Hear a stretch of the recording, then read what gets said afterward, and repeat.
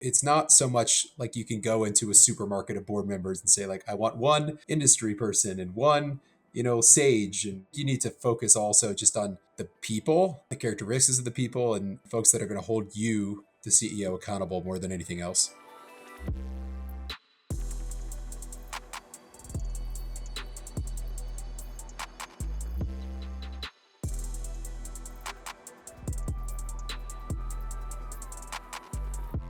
Search Party is sponsored by Avid Bank, Boulay, Mayer Brown, Plexus Capital, and Oberle. The lead sponsor is Next Coast Legacy. Hello and welcome to Search Party. I'm David Snow, your host.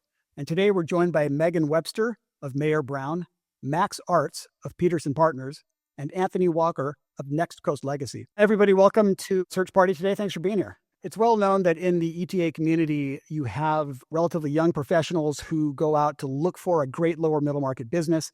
In many cases, they have never previously acquired a business and certainly have not built a board. And they may not even understand why, for example, a lower middle market business would even need a board. Perhaps that's a great place to start. Megan Webster from Mayer Brown, you have been very involved in the Entrepreneurship-Through-Acquisition community for a long time. If a ETA searcher were to come to you and say, well, I need a board, what would you tell them? But I'm lucky enough to work with corporations and entities and all sorts of businesses at every level. But a board is incredibly helpful to all organizations. It really sets the strategic direction of the company and allows the board to oversee the company. And through proper and documented delegations of authority, it really allows management to do their job managing and provides management with an essential team of strategic advisors and hopefully subject matter experts that helps improve the health and well-being of the company. Anthony, your firm, Next Coast Legacy, backs many ETA searchers. A good board member for an ETA-backed business, usually a lower middle market business. What are some of those attributes that you would recommend to an ETA searcher? We always encourage our searchers to try to build boards that have complementary skill sets. That can take a number of different forms and fashions, and is somewhat dependent on the searcher, their historical experience in and around that particular industry, their skill set as it relates to financial diligence acumen, to operations acumen, et cetera. If they've got lived experience in that particular industry vertical, that might suggest that they may need differing characteristics for the board of a particular business. At a high level, what you're looking for is a number of individuals that can add value in different ways or in different areas of the importance governance function for the business. Oftentimes that comes in the form of someone that has lived or worked in that industry for a period of time, and so can offer real world experience and perspective on how to effectively run and manage that business, to the extent that there are regulatory compliance issues that may exist, someone that can help you navigate those challenges, someone that can help you from a governance standpoint just think through the right reporting package and what are the key metrics, the KPIs that we need to be tracking to give the board an understanding of how the business is progressing, and also our investor group confidence in the trajectory of the business. And the folks that we work with are first-time CEOs. They've never sat in a boardroom. They've certainly never reported to a board.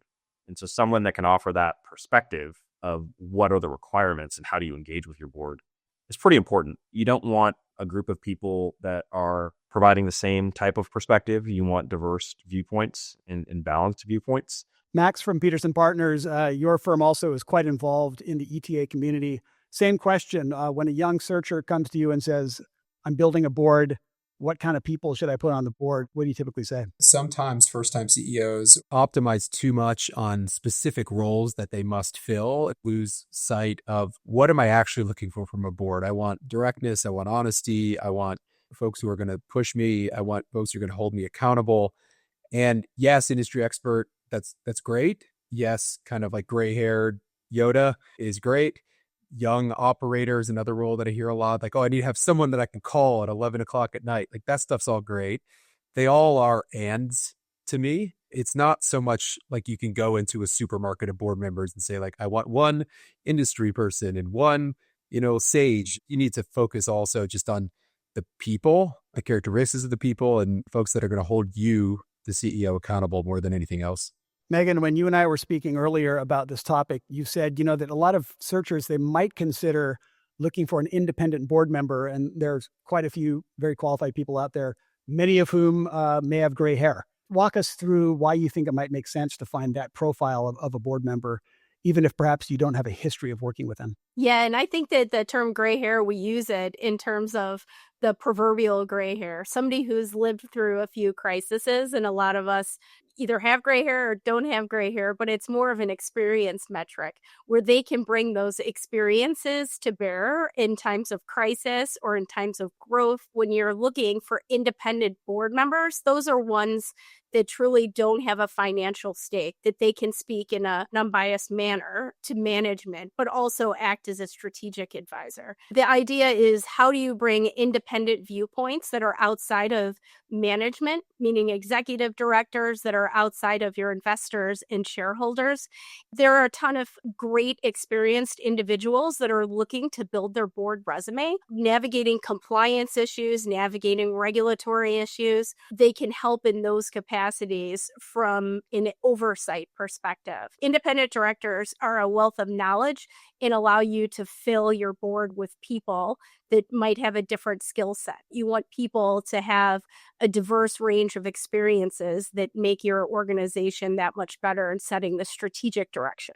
Anthony, for a lot of these first-time ETA searchers who become a CEO for the first time, acquire a company for the first time, do they sometimes want to bring on board a board member who is perhaps a friend or a mentor or someone who they highly regard, and yet it's not quite the right fit from your perspective? What does that tend to look like?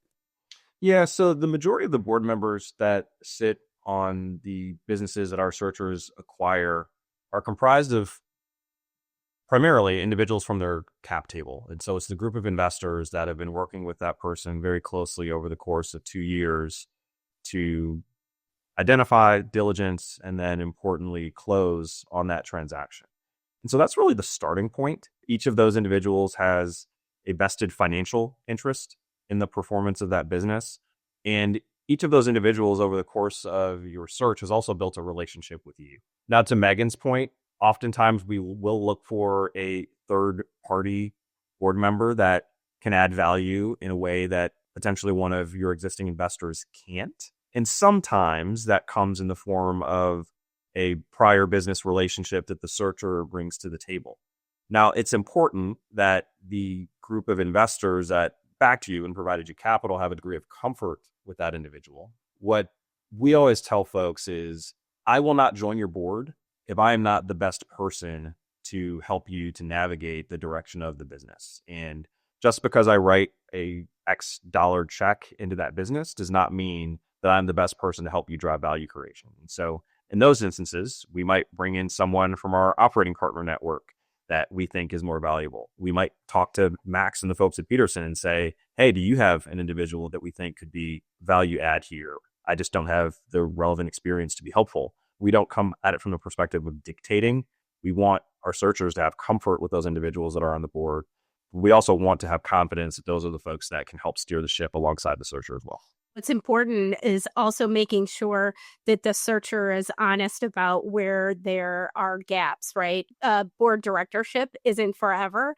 And what is great about the search community is that you all have such an amazing Rolodex of people that can help fill those spots. So identifying as the organization grows, where there might be an opportunity for a board member to either roll off or someone else to roll on, but keeping those open lines of communication is really in everybody's best interest. Do you ever have searchers approach you and say, hey, I'm really excited, I'm going to name this person to my board, and for a variety of reasons, you say, well, maybe you should think twice about that? If you just take a step back, the board is representing the investor group. Now, I completely agree with Anthony. If you write the biggest check, doesn't mean you should go on the board.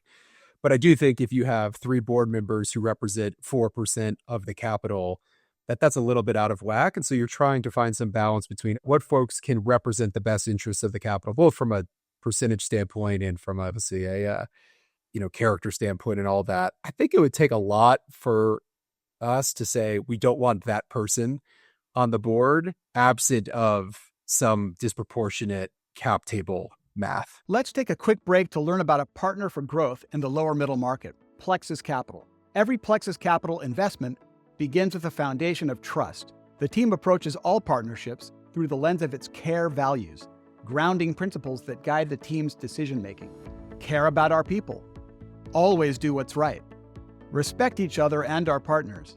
Expect excellence. Plexus Capital has been providing debt and equity capital to lower middle market businesses since 2005 and began partnering with the search community in 2010. Since inception, the firm has deployed over $2.4 billion into over 190 small businesses. Given the team's expertise and track record, you could say Plexus Capital has large firm capabilities with a small deal focus. Look for commentary from Plexus Capital professionals in episodes of Search Party. Okay, now back to the episode. As the ETA market expands and the need for qualified board members expands, the population of qualified board members is not necessarily expanding. And so is there a shortage of great board members? Are people scrambling? Is it harder these days to find the best people for a lower middle market board? I think it's an elephant in the room. Like, yes, I think a lot of investors are stretched thin. Search fund institutions who have backed, 10, 15, 20 searchers in a year and are doing 10, 15 deals a year. Yeah, that's absolutely stretched thin. I think individuals who are in high demand because they had great exits or have great references and things, they're also in very high demand. You're starting to see folks kind of come in from outside of the traditional search world. And I think that's a good thing. There can be a tendency for insulated thinking.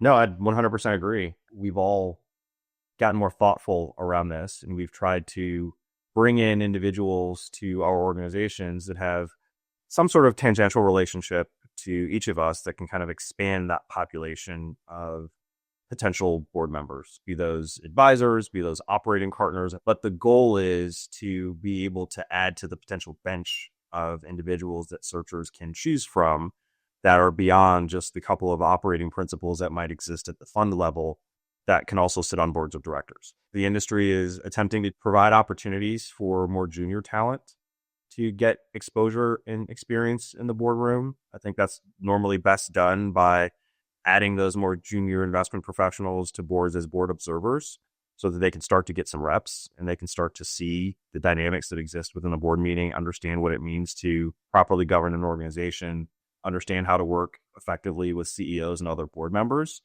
But that's really hard to do if you haven't had the lived experience, you actually haven't sat in the room. That over time, I think, will also result in a broader population of people that are also board ready and can jump in and help solve some of this problem that I think Max noted as the elephant in the room, and it's a key problem that we're all trying to solve. Yeah, and I don't think it's exclusive to the search community. When you think about the amount of publicly and privately held corporations, everyone is looking for the same types of people. But the great thing about both of your organizations is you also rotate your directors around. And so you bring that wealth of experience with you to new boards, and that's invaluable. You bring efficiencies, you bring great ideas. Sometimes you bring different governance ideas that allows boards to function in a better way for the organization and to bring in different thoughts. So everybody is struggling with this. And, as Anthony said, you have to get your sea legs somewhere, but it's making sure that you've got the training and that when people have questions, they do in fact raise their hands and make sure they're getting the guidance that they need. My quick advice to a searcher would be to really try to establish early good rapport with your investors such that you're not calling them 3 weeks before the deal going, will you sit on my board? It's like a slow bake and you're sort of mutually two-way street figuring out who might be a good fit. You're bringing them in early. You're gauging their interest early. Do you have board capacity? Is this the type of thing you would sit on? Yes, that's great. No, what would it take? Like there's a bit of a dance. Anthony, if you could list the top value add capabilities that you would hope to come from a board member, what would those be? That value add changes over the course of the hold. And so first and foremost, when we acquire a business, oftentimes the set of data that the board has available to them, the clarity that is coming from the financials, the presentation of that information is quite scattered and needs to be presented in a more standardized form or fashion. And more often than not, the searcher doesn't have full visibility into how that should be done. And so our first few board member meetings are usually spent aligning on what are the key leading and lagging performance metrics of the business that we want to begin tracking and that we want to report out on and track over the course of the hold, typically on a quarterly basis. The early meetings really are just setting the groundwork for how are we going to evaluate this business over a multi-year period. And there's usually a tremendous amount of data analysis as well as some cleanup of the financials that's required to do that. I'd say as you get kind of later into the hold, you're starting to think about your value creation plan that you outlined in your SIM and prior to the transaction in a more thoughtful way. And you're leveraging your board to figure out, how do we execute a pricing strategy? How do I think about strategic M&A? What are opportunities for me to grow sales by hiring a sales team that may not have existed within the organization before? The roles and responsibilities of the board are somewhat dynamic to the needs of the organization and the value creation plan that you are trying to execute against to grow enterprise value. That kind of role and responsibility shifts further the later that you get into the hold as you're starting to think about exit and you're having active conversations at the board level around timing, around valuation, around who the right partner is. There are considerations as it relates to whether or not the searcher wants to continue on in the business as well. The cadence of communication and the topic of communication changes at various points throughout the operation of the business. Max, what are some common missteps that an ETA searcher might take in setting up a board, in utilizing a board, in maintaining a relationship with a board? To Anthony's point, the first year tends to be a bunch of calibration, we'll call it, to be nice. For one, the CEO really rarely has much of an impact on the business in the first 3-6 months. It's sort of whatever they inherited, particularly in the numbers, which are all lagging, to Anthony's point. What the missteps are is CEOs focus too much on almost using the board as it's like an academic report, like a presentation. Here's what happened, and here's all the things that we did, and the tweaks that I've made. And that stuff's good. That stuff should be 20% of a board meeting, the backwards looking. So what they should be doing is sort of focusing on the future, being more strategic. What are you, board, going to hold me accountable for over the next quarter, 2 quarters, 3 quarters, and beyond? What is the strategic vision going forward, as opposed to, I'm thinking about redoing my lease? That's one misstep, focusing too much on the past. I'd say the other misstep is finding the right altitude for what's board level, what's not. There's a very common misstep. Again, these are high achieving type A folks who are used to getting good grades. They're very detailed and talking about every tiny little thing. And it makes it hard for the board to separate the sound from the noise. CEOs who are clear, here are the 3 things today that I need from the board. I need to make decisions on this, this, and this. And I'm going to provide my point of view and my rationale. And I'm looking you, board, to push back on me, to point out where I'm wrong. And once we come to a decision, I'm looking to you, board, to hold me accountable for that. I think there's an important distinction between working in the business and working on the business. And it is very common for searchers in that first year of operations to really get bogged down by focusing on the day-to-day operations. And importantly so, you need to learn as much as you possibly can. But for your board to be effective, we need to start at some point getting to strategic directives and thinking about long-term value and growth of enterprise value.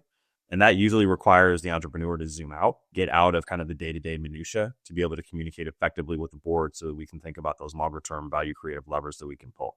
I think the one other kind of big miss is more on the interpersonal dynamics of building a relationship with your board members.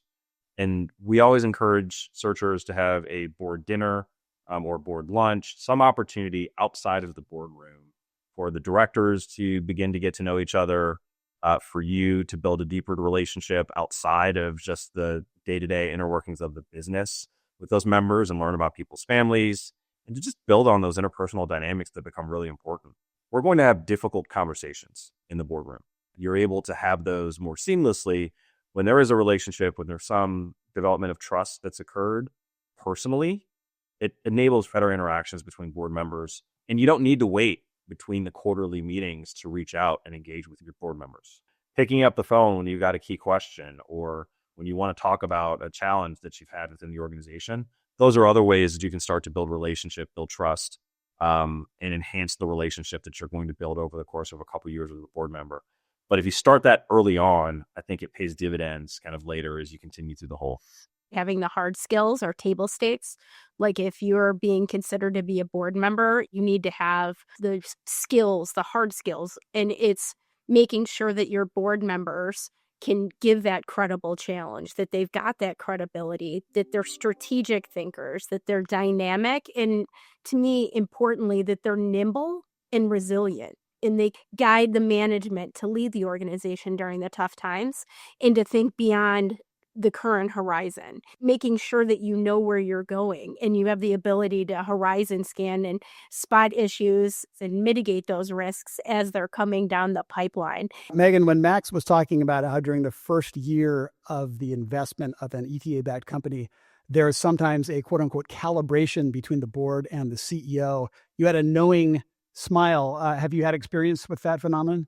Yeah, and I do think that there's also growing pains with whoever the founders are or the entrepreneurs and sort of moving the business in the next stage. I'm sure Max and Anthony have lots of war stories about how it's super hard, but also making sure that there are clear lines of, what are the expectations? And sometimes those expectations need to change, right? Everyone needs to be nimble and resilient and all those types of things, but it's making sure that the expectations are clearly articulated and drawn out for everybody. Sometimes you cannot wait till the next board meeting and you just need to pick up the phone and determine whether or not you need a special session. And having the confidence to pick up the phone is invaluable. Can you describe in a few sentences what a really effective board looks like? A board that is humming, all the parts are working together. What does that look like? It's definitely not in the first board meeting, maybe not in the third or fourth, but I'd say roughly after, call it a year or so, the actual reporting is succinct. The materials are very clear, what they're getting out of each meeting. Each individual in the meeting are pretty clear on what role they're going to play. The CEO is very open and honest about the things that are going well, the things that aren't going well. It's sort of like jazz. Everyone's kind of playing that instrument that they know is their instrument and they're playing it well. And I'd say the CEO, honestly, sort of is a bit of the conductor. Yeah, I'd agree 100% with what Max said. And I might say quality of reporting, consistent engagement across all board members. And so everyone is playing a part. Radical transparency, which Max alluded to. Don't bury bad news. Lead with that first. And then alignment of strategic vision and why we're all here. What are we driving towards? What are the things over the next year that we need to accomplish? What are the things over the next 3 years? Once you've got alignment on those factors, I think it allows for a much more streamlined board meeting. Megan, from Mayer Brown, what is the hallmark of a board of a lower middle market company that is firing on all cylinders? I think it's the same as many other boards. And I think that you've got a strategic group of people that are coming together and they're operating at the right altitude. The information that they're receiving is the right level of information to make sure that they're well informed. That information helps guide the strategic as well as the chaos or crisis that might be happening in as a company. When you see boards at their best, they're thinking long term and they're tweaking their strategic plan.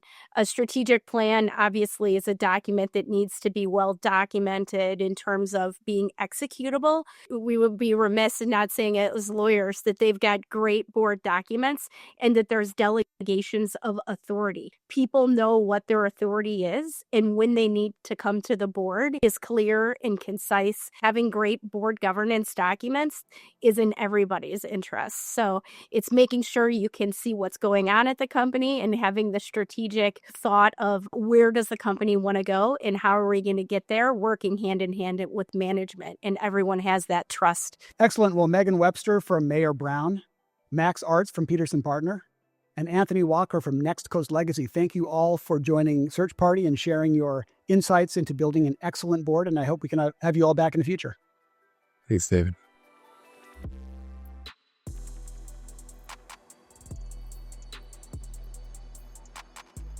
Search Party is sponsored by Avid Bank, Boulay, Mayer Brown, Plexus Capital, and Oberle. The lead sponsor is Next Coast Legacy.